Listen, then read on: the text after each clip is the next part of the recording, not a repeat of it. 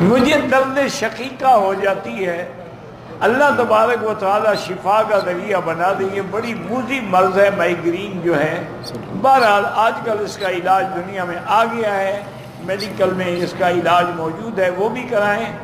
اور دوسرا یہ ہے کہ بسم اللہ الرحمن الرحیم 786 دفعہ پانی پہ پڑھ کے دم کریں اور صبح کو نہار منہ پی لیا کریں۔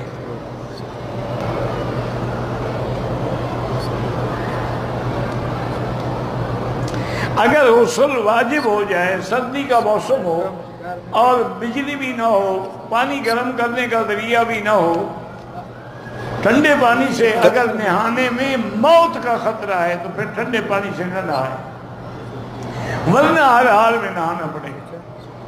اگر موت کا خطرہ ہے تو پھر تیمم